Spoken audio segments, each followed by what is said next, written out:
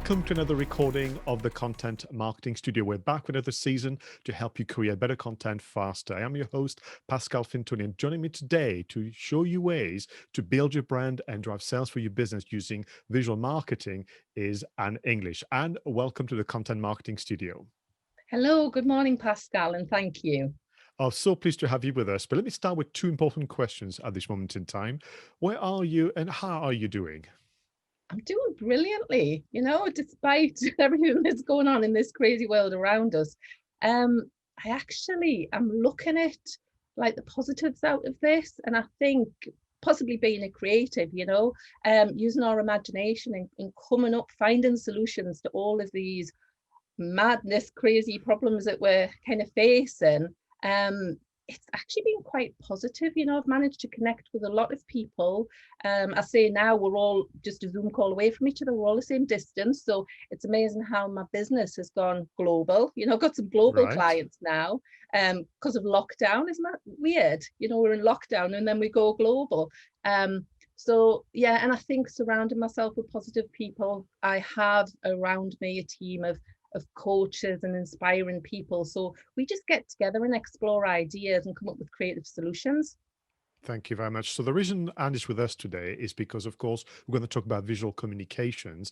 For our viewers and listeners, Anne is the founder of Create Intrigue and the Visual Marketing Academy. You're also the inventor of the vision mapping process, including vision trees, signature systems, and visual doodles, all trademark properties. But you're also, and I must ask you about this first, the designer and creator of the metronomes characters. Yes, my little friends behind us. So we've got Herbert, Sherbert, Maggot and Rusty. So they're over 20-year-old now. Yeah, and created those. That's kind of like my past life. So for 25 years, I designed and created and installed Christmas displays and Santa's grottos for the biggest shopping centres in Europe. So that's where the metronomes came from, because previously we had put into the displays the likes of Rupert the Bear and Noddy, but of course they had to pay IP for that. So Metro Centre came to us with an idea, and the idea was, can you create a character called a metronome? And I mean, for me, one of my big things is maps and plans. I believe that if you're going to do anything, you always start with a map or a plan. If you're going to go on a journey, if you're going to build a business, you start with a plan. So when I used to design the shopping centres, I would start with a plan of the shopping centre first to get the ideas out of my head. And I knew the Metro Centre had 4 different coloured malls. And because it was the biggest one in Europe, people would get lost. So the idea was, well, why create one metronome when we could have 4 and we could live in an underground world called, Metroland, that was like living underneath. And for each of the malls, we came up with a character that suits. And I think coming up with a story and having the backstory and having a world of your imagination that they live in has meant that they've lasted, as I say now, over 20 years. Yeah, no, absolutely. And I mean, I would say that people in Europe will know about it. But for our podcast listeners, I must tell you and describe to you that where Anne is currently sitting and behind you, there's like this treasure trove of artifacts and memorabilia. I mean, this is almost my version of my man cave, frankly. Yeah, it's true. I mean, I've got lots of crazy things in here. Because props are important. I do visual marketing as well, and having things that inspire you, having things that you can relate to around you is so important. Yeah, I'm never short of ideas. I've got lots of lots of stuff to surround me and inspire me. That is one of the reasons I wanted to talk to you, Anne, today, because my work with my clients, which is in and around building your brand and reputation using content, for the last 2, 3 years now, I've been more and more kind of determined to talk about imagination and Yeah. creativity, saying to them, we will get around the skills. You will learn how to use Facebook. You will find a way to deal with nerves when you're in front of the camera. So when all this said and done, the reason why I'm going to choose you as a customer and not the others is because the way you applied yourself and the way your imagination guides you, your content is just more engaging. So Yes. would you mind if we spend some time on that? I mean, what is, in your view, how do you get more imaginative and what is your definition of visual marketing as a result? Okay. So, I mean, the big thing is ideas. I'll say everything starts with an idea, and an idea can change everything. It is the thing that we all have, the free. And part of my role is to stop ideas from dying. Right. So we all come up with these ideas all of the time, but to me they're a bit like butterflies. They can just float off, they just disappear. So having a process, having a way to capture those things, I believe is really important. Because how often have you thought about something and then later you thought, oh, what was that brilliant idea I had, and it's just gone. So yeah, capturing those things when they inspire you in that moment is critical, because then you can always come back to that. And I talk about people who kill their ideas and they kill the dreams and they squash the vision and stuff. And I hear that all the time.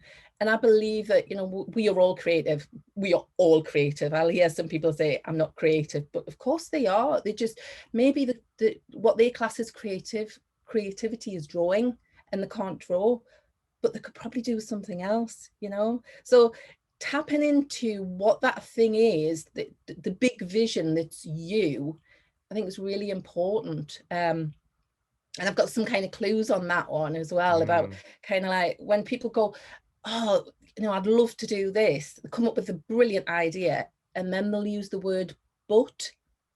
So you'll go, oh, why don't we do this? And then you go, but.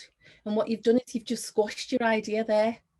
And I've done some work with Disney, done Imagineering with Disney, and he knew that coming up with the idea and then analysing the how, they live in separate rooms at separate times, So don't squash your idea with a but. Let it kind of breathe, let it out into the real world, and then see what develops from that. So I've got a little secret clue for that one. If you All replace right. but, so I'd love to do this, and then you go but, and you squash it. Use the word because. Because if you use the word because, that's empowering, and that's giving you your purpose. So I'd love to do this because, and then you're off down that track of what your vision is and what your dream is and what your idea is. Yes. And then what you can do is, the buts will come in later. The buts to me are the hows. But if you've got the big vision, you'll always find a way. We used to come up with ideas for, I would build a world of my imagination, do a shopping centre, for example, in Paris. And I would have plans, and I'd have photographs, and I'd have information about what the client wanted. And I had to build that in the world of my imagination. And, sometimes I wouldn't be in that shopping centre until the middle of the night when I was installing it, having organised the logistics. If I always started with how am I going to get the access equipment in there? Where am I going to find the suspension points?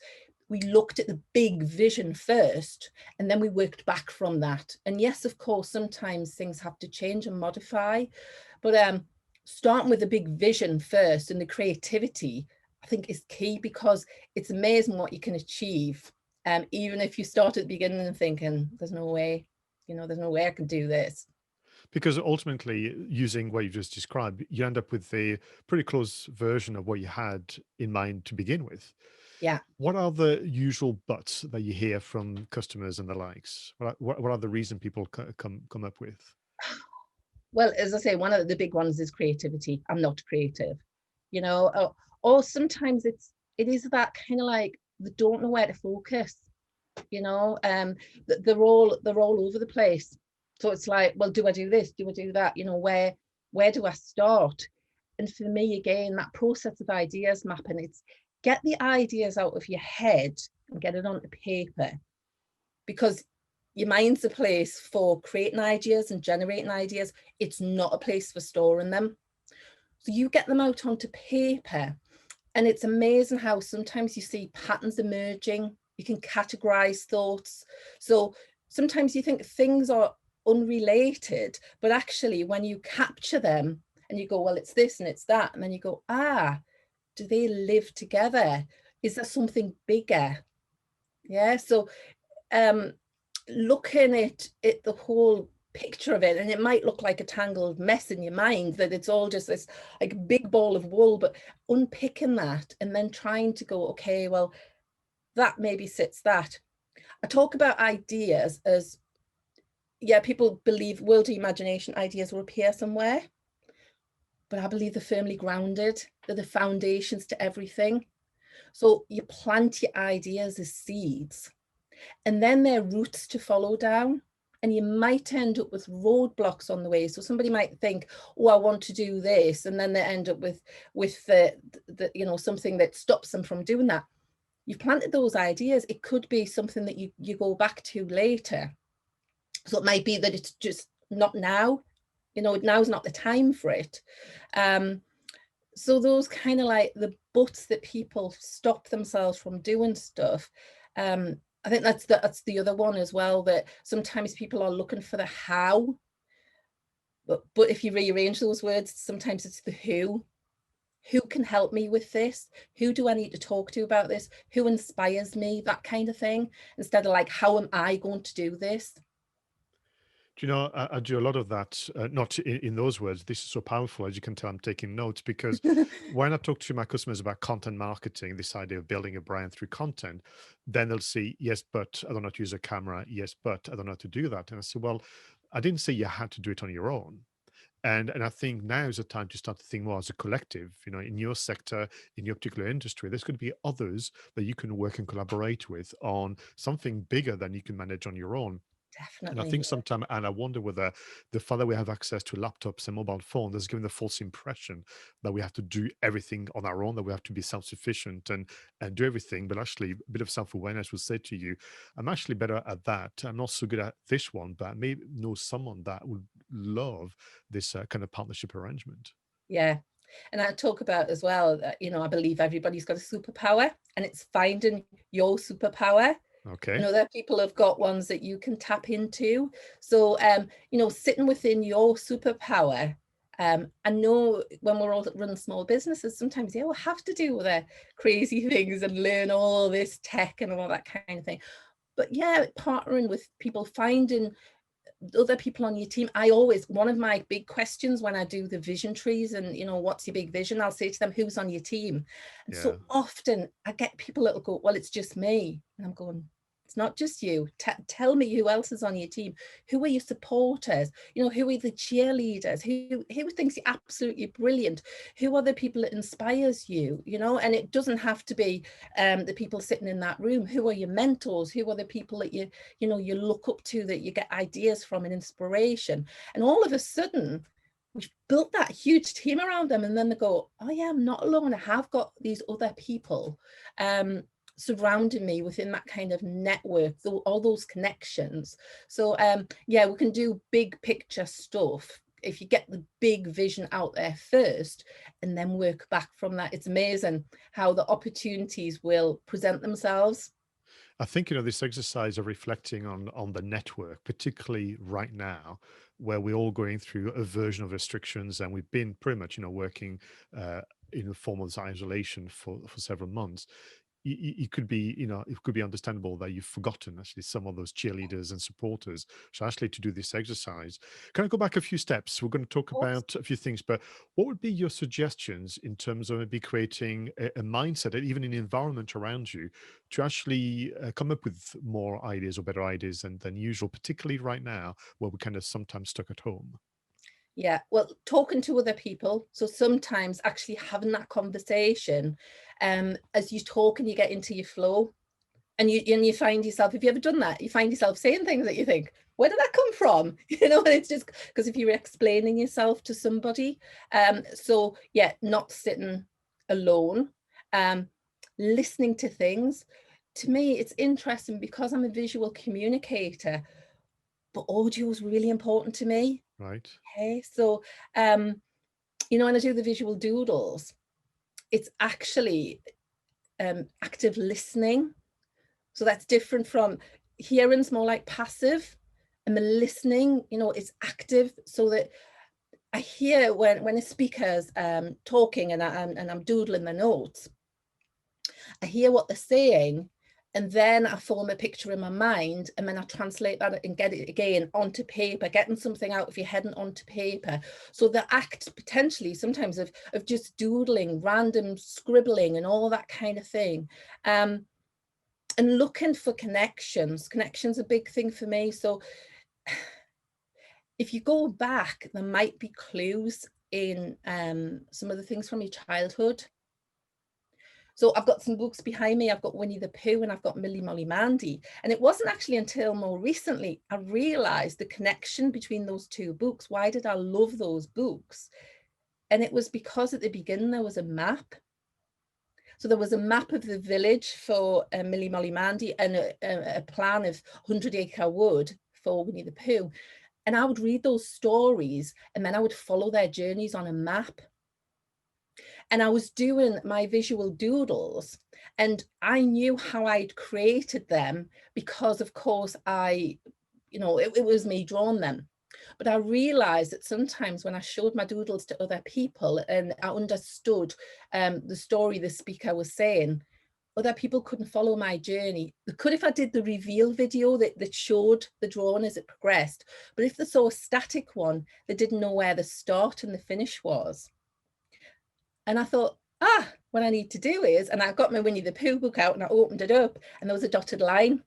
So now you will see my visual doodles. I'll do a circle with the starting point and I'll do a dotted line as the map, to take people on the journey that the speaker has taken us through or the message that the business has got. So that goes right back to childhood. Fascinating. For our viewers and listeners, if you've not had the pleasure of seeing, Anne's doodles, I'll put some links in the show notes because it's frankly a work of art. I wouldn't be surprised if people ask you to print them and frame them, frankly. Yeah, But well, I do visual doodle art now. So I do literally sign prints of them because I've been asked for them. Yeah. So let me play devil's advocate because I get that sometimes when I talk about doodles. So as much as I am the online marketing guy and the content marketing guy, I would say that I want people to use pen and paper and doodle and sketch and scribble and whatever. And they'll say to me, hang on a minute, I'm an engineer. I've been working in that sector for 20 years. I'm a grown up. You want me to doodle? And I would say, well, let me remind you that some of our most famous, successful inventors and creators out there have always doodled. Yeah. Yeah. Getting it out of your head and onto paper. There's something about that process that sparks other ideas. And it might not be something in that moment. It might be something afterwards that you reflect back on. It is important to find a way to express your ideas. So for some people, yeah, maybe doodles aren't for them. Perhaps, it's doing audio recordings, taking photographs, that kind of thing. Yeah. Yeah. But I think, yeah, you need to find what's working for you. I tried audio recordings, but I'll be honest with you, Anne, I'd forgotten I was making those recordings. And then literally like a month later, I'm running out of memory space. I'm thinking, why? And I've got all these audio files I'd forgotten. So I have, and I suppose it's just arcing back from my passion in filmmaking. I have pads and I sketch and I doodle. And sometimes I forget about them, but I love to go back because 3 weeks later or 3 months later, the way in which you actually understand what you wrote down and it triggers a whole chain of thoughts, which is absolutely great. Yeah. Yeah. It's surprising sometimes as well when you go back, you think, did I do that? Because you forget, don't you? When you're in that moment or you're in what I would call in your flow and just things Yeah. are coming out of you, make a note of them and then reflect back on them later. Can we talk about environment? I certainly was guilty in my younger days as a team leader I would suggest to you, not create the best environment for content creation. It was an office space. We were making the best of it. And I think now things are moving on, but there's still some challenges. And also sometimes some of us would be working from home. What could we do to create that bubble where we can be free to have ideas and be creative?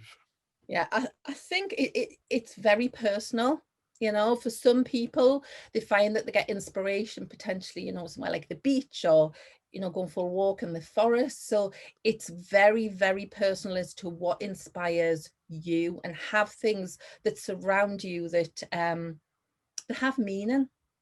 I've got everything around me in this room has meaning, even down to, I call this my storytelling suitcase, and that was my great uncle's, yeah, everything in this room has got a meaning. Purpose for me is massive. So I don't just do things because potentially they look pretty. It's always, what's the meaning behind this? So bringing stuff into your space that has a meaning to you will feed your soul, and it will tap into your authenticity. So, you know, having a space behind us, everybody's space is going to look completely different. And, you know, for some people, it might be a bookshelf.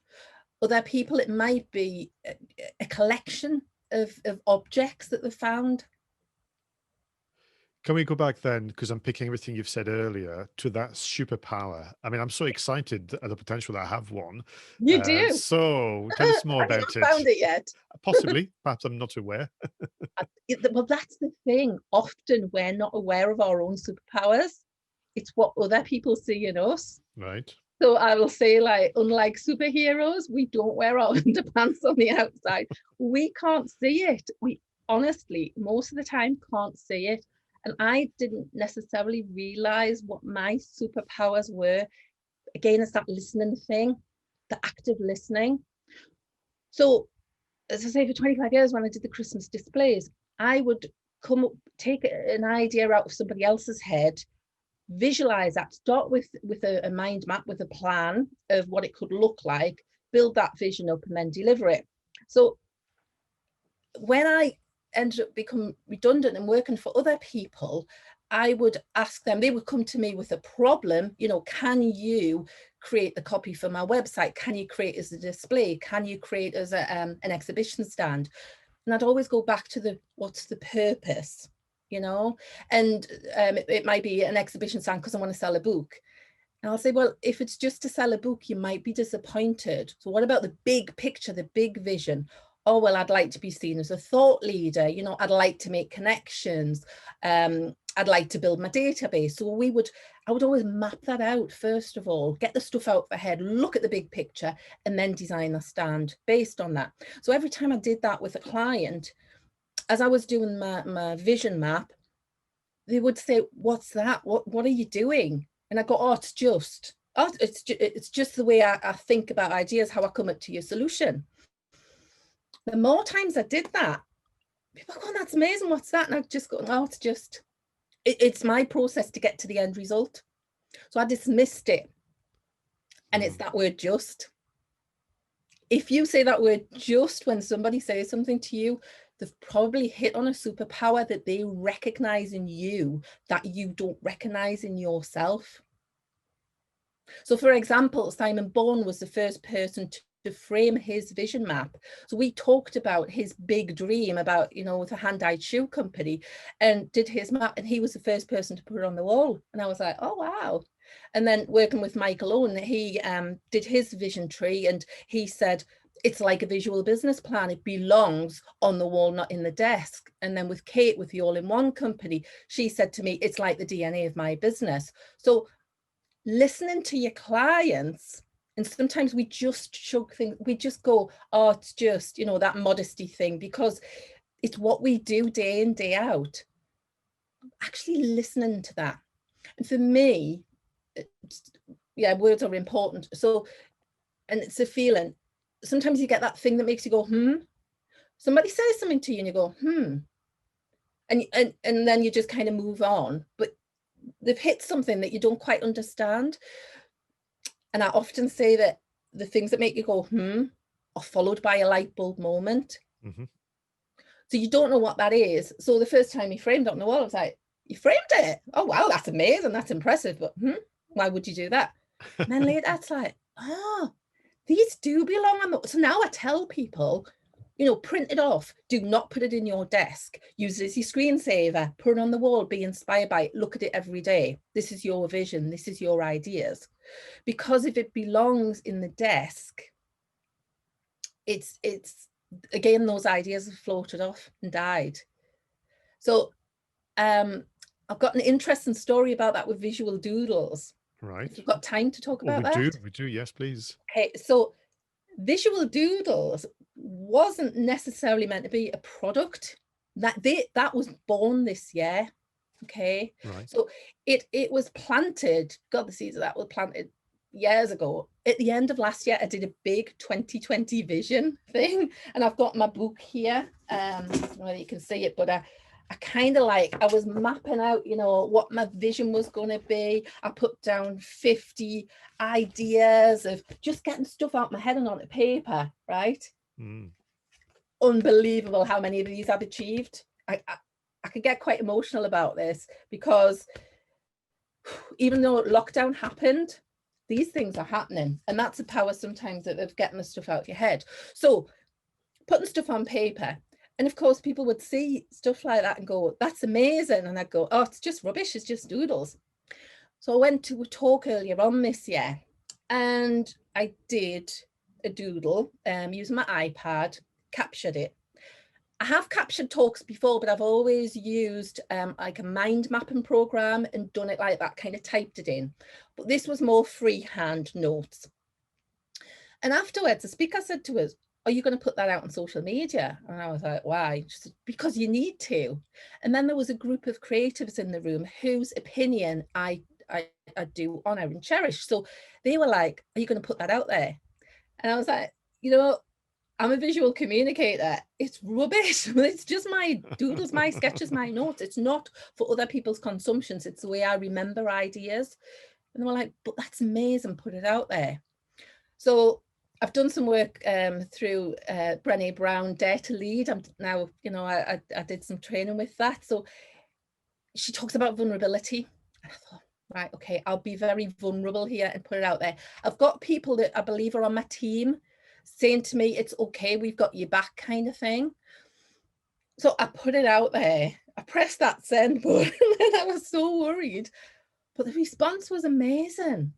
So when lockdown came, so I started to do a few more doodles. And actually, when I went to the PSA, the Public Speaking Association earlier, which is about speak more, speak better, their advice to me, which was genius really, was when they saw my doodles, stop talking and start showing this stuff, you know. It was like, okay. So when lockdown came, I felt lost. I think a lot of us did. I felt like everything had been taken away, you know, the connections really important to me. I was sitting in this room now by myself, and what was I going to do? And I thought, I want to connect with other people and inspire them with their ideas. So we ended up, Michael Owen planted his seed about 3 days on a Friday, give away some time. So I thought, I'm going to do that. I don't know what this looks like, but I'm going to do it. And I ended up giving away, gifting 35 free days to other SMEs. And during that time, we ended up talking about their big ideas and their vision, because I wanted to empower them to talk about their vision, to say, okay, lockdown's happening, but what can we do about that to you know, make you fulfill that? You know, it's amazing. There's actually been 3 new businesses created because of that. Lots of new products launched and all that kind of thing, by saying to people, you've got this, you can do this. Let's just look a different route for that. So when I was talking to them and they were telling us the ideas, now normally I'm listening to a speaker and doodling. With them, they were telling me what their big vision was. I was asking them the questions back and I was making notes. So I'd say to them at the beginning, oh, I made some notes if you want them. So I'd send them to them. In the process of that, of course, the feedback I was getting was, that's amazing, I'm printing it off, I'm using it as my business plan and stuff. But my doodling improved. Because of course I do 35 and my drawing gets better. And then it becomes a product, becomes my VIP superpower hour, you know, my visual doodle ideas plan.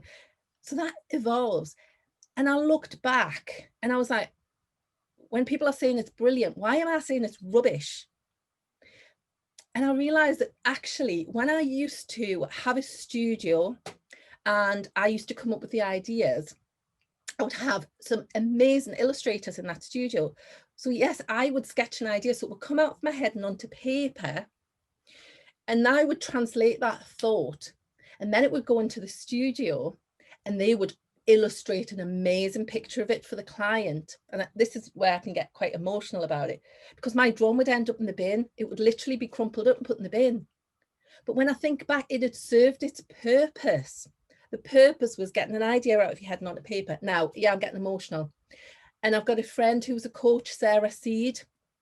And she says, your why should make you cry. And this is why I'm getting emotional, because I realized that actually I was tapping into something that I've always done, that other people valued, but I didn't see it in myself. Does that make sense? It does, and I think what you're reminding us is the power of expressing it, with others. You can't work it out on your own. It's far too Can't. important. And I remember I was told once, you have to ask the question why 3 times to get to the true answer. And people Yes. will give you what they've rehearsed a few times, and then by the third time, you get to the real why that will make you cry. Yeah. And my goodness, if you've chosen to have your own business, why wouldn't you go there? Yeah. And I didn't think I would have my own business, because for 25 years, so I started with the Christmas display company with the 2 directors in an attic room. And as the business grew, I went from being the graphic designer through to the studio manager, through to production manager, contracts manager, team leader. So, I knew everything there was to know about the business. When it got made redundant because a competitor came in and closed us down, it was like I was lost. And I actually spent 2 years looking for my next forever job. And in the meantime, I was doing projects where people were saying, can you do a window display for us? Can you design this character? Can you do? So I was doing sideline projects. My focus was on my next forever job. And I kept getting rejected. Every time I went to an interview, I would get like to the last 2 and then get rejected, because of course I'd worked in the Christmas display industry, but I hadn't worked for an architect, I hadn't worked for printers, I hadn't worked, in marketing, all that kind of thing, even though I knew I had skills I could bring. So one guy said to us, I got down to the last 2 and I was like, I'm going to get this job. And he phoned us up and he went, I can't give you the job. I was like, why not? And he said, you've got wanderlust. And I'm like, wanderlust, what do you mean? And he said, you're not going to stay. And I'm like, of course I'm going to stay. I stayed in my last job for 25 years. And he went, you're not going to stay. And again, something from Sarah, she said to me, rejection is redirection. And it took me a while to embrace that. But when all those doors were closing, I actually thought later, they again can see something in me I couldn't see in myself. And I've been told that I was an entrepreneur, and I was like, but I've always worked in a business. And like, yeah, you were an entrepreneur, you help build that business, and you can help other people build their business. So why don't you have your own business? So I got made redundant in 2013, but actually Create Intrigue as the name, as my identity, didn't happen until 2015, because I was white labeled working for other people, looking for my next forever job. So my focus was elsewhere. Once I got on my path and realized that I had things from my history, from, behind me, that I could bring to help other businesses, that's when I would say, stepped into my superpower. Yeah. Thank you so much for sharing this, so honestly, openly. Really, really, I think it's going to make a big difference to all our viewers and listeners. Really appreciate it. Listen, I can't let you go just yet without talking about Disney. Yes. And you mentioned the Imagineers a moment ago. Now, I Yeah. saw the documentary series on Disney Plus, and literally, I've been watched it in one weekend. And I even took pictures of the screen sometime, thinking I'll use that in my courses, because I remember this image of one of the top guys literally on his hands and knees on the floor with cards and moving paper around and Yeah. doodling and all that kind of thing. So listen, if those guys who are building some of the most popular holiday resorts in the Yeah. world are doodling and literally on their hands and knees, Definitely. that you should do it too. Because I have done Imagineering with Disney, and what we were doing, we literally were pulling things together to make, we're turning tables upside down and all that kind of thing to represent something. Have you done Lego Serious Play yet? I haven't. Right, Lego Serious Play is phenomenal. And again, with that, you can build a what is it? Say a polar bear with lots of white Lego bricks, and it can look like a polar bear. And you've used thousands of bricks. You can build a little one that's kind of like got a body and some legs and stuff like that, and that's a polar bear. Or you get a white brick and you just go, that's a polar bear.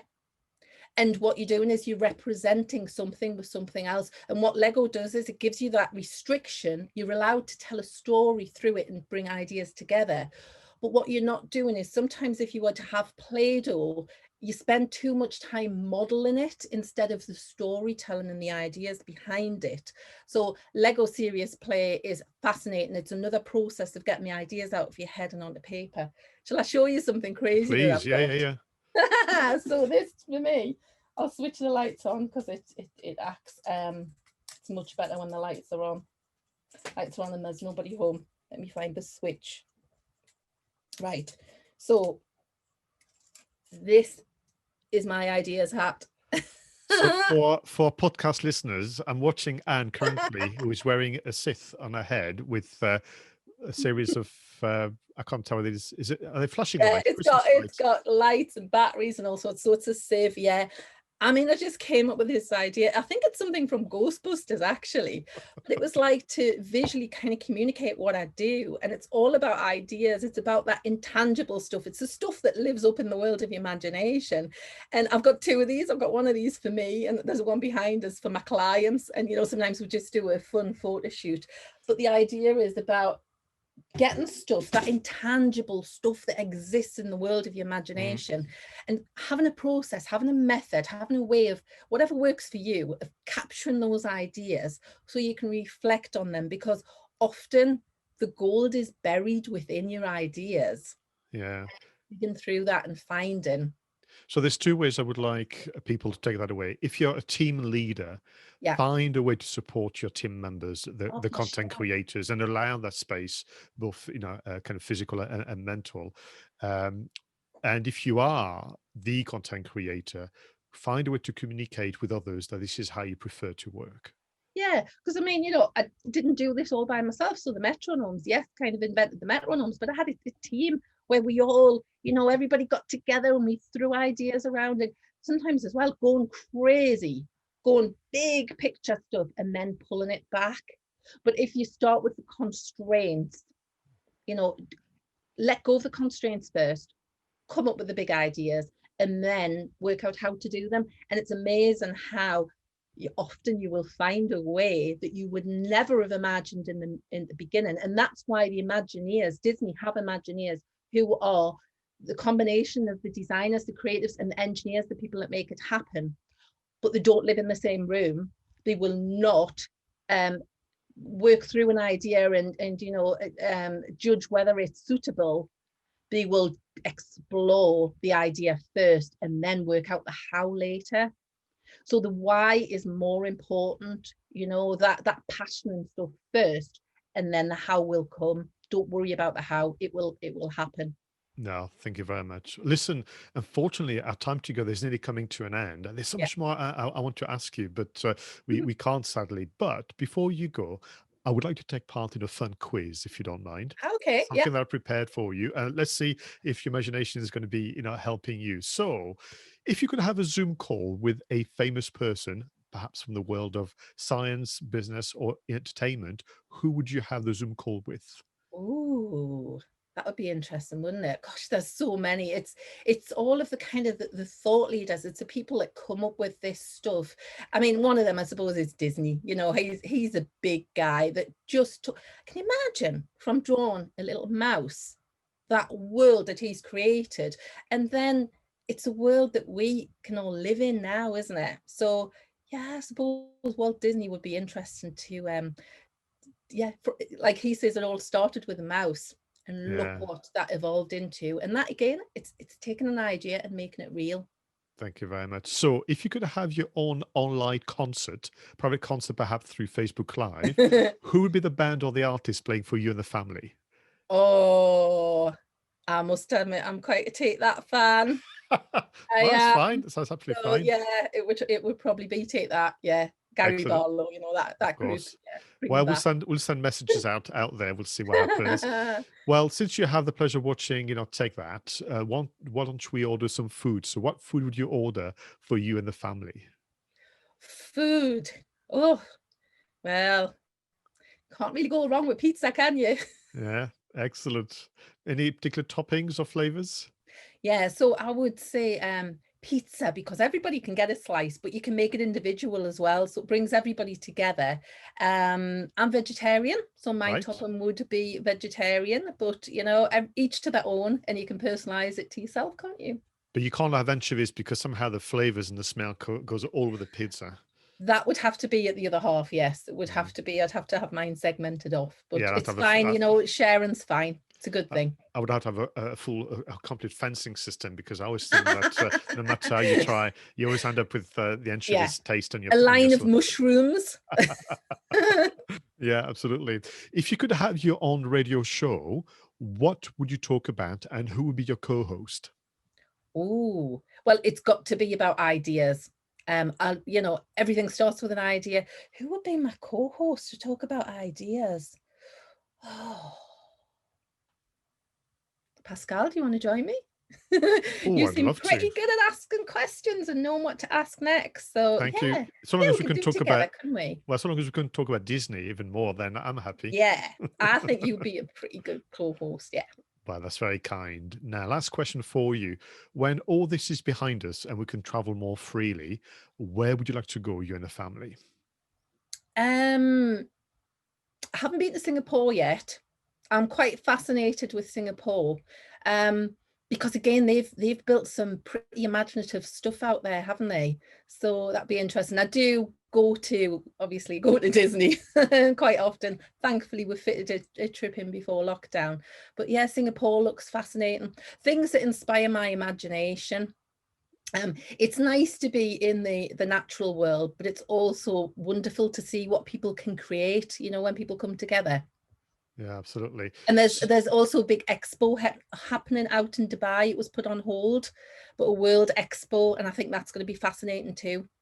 Yeah. So is it back on next year or the year after? Do you know? Hopefully, Hmm, yeah, we shall see. it's not sure. It's a bit like the Olympics. Hopefully they'll be happening next year, but yeah, wait and see. Wait and see. Well, listen, and it's been absolutely wonderful to spend some time with you to talk about imagination, visual storytelling, and how to discover your superpower. And I have no doubt our viewers and listeners will have more questions for you. Where can they go on the interweb to know more about Anne English? Well, you can find me at annenglish.co.uk. That's my website. I'm quite active on LinkedIn. Obviously, I'm on other platforms as well, you know, but I quite like LinkedIn. So please connect with me through that. And yeah, I love seeing what other people are doing and what imagination they've got and the things that they build and create. So I'd love to connect with people. Oh, smashing. Thank you very much. Well, to your viewers and listeners, thank you for your support and for listening to this wonderful conversation with Anne English. Until next one, go out there and make sure your content is better and faster. Bye for now.